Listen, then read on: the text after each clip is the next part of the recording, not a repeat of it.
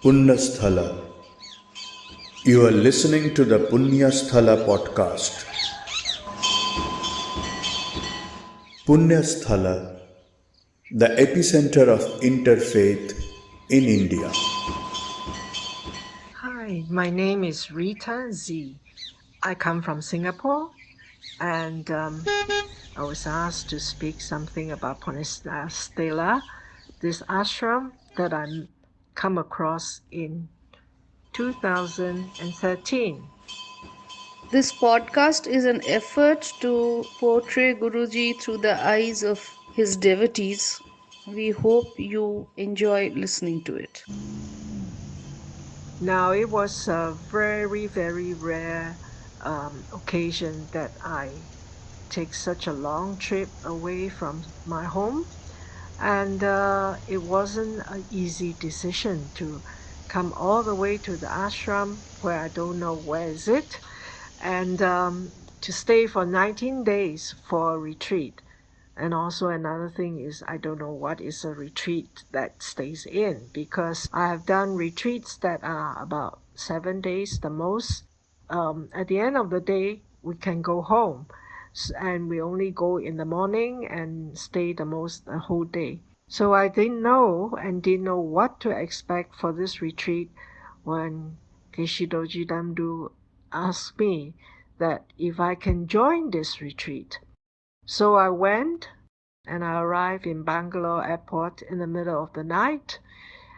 And out of the excitement, I forgot to bring the slip of paper of all my contacts and the address of the ashram and everything.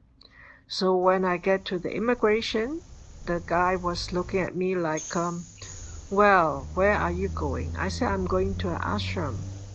We at Punyasthala want to share the experience of Miss Rita Zhu from Singapore, who visited ashram in 2013. She participated in the first international Buddhist retreat led by Sri Geshe Dorji Damdul, Director Tibet House, New Delhi. She was with us for 19 days. I know the nearby town there is one called Devanagari, but I don't know exactly where is this ashram. So he looked at me like thinking this must be a crazy woman in a nutcase. And anyway, I told him I know where the hotel I'm supposed to stay in to meet the rest of the people. So he let me off, and off I go to the hotel, not knowing anybody there. Until the next morning, I started looking for people who are going to this retreat together with me. So we left, to cut the story short, in the afternoon, arrived in the ashram in the evening.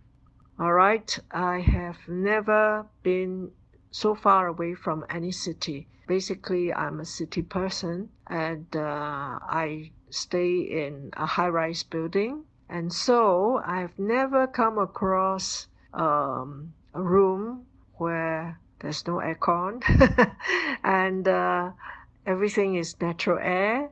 And I have to stay in this room by myself next to a bunch of strangers to me. So anyway, we started the retreat.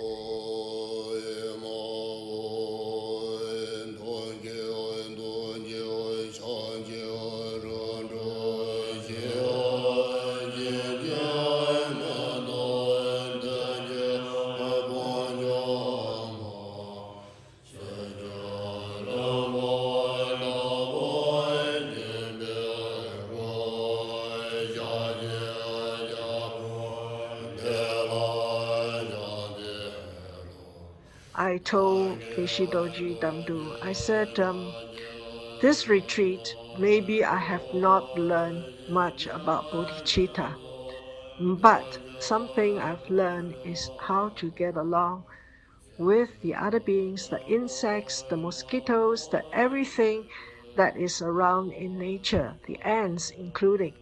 I said, at home, we will see them and we'll probably spray insecticide and kill them.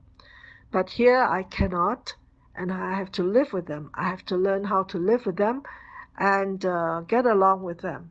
So this is something quite precious that Geshe-la felt I've learned, even though whether I've gotten whatever he taught us about bodhicitta or not, it doesn't matter. At least it's a one step forward towards the other beings and to get along with nature and to be kinder to the other animals and insects included, and to accept them as part of our life instead of killing them.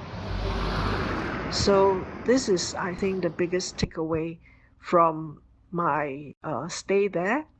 And also, I've heard so much story about Guruji and hoping to see him, as some people said that he might appear.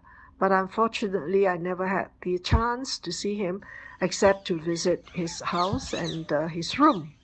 But for some reason, I must tell you, when I got into his bedroom, I cannot help my tears. I still cannot help my tears today when I think of this. I don't know why and what is the connection, but I just cannot help my tears from flowing out.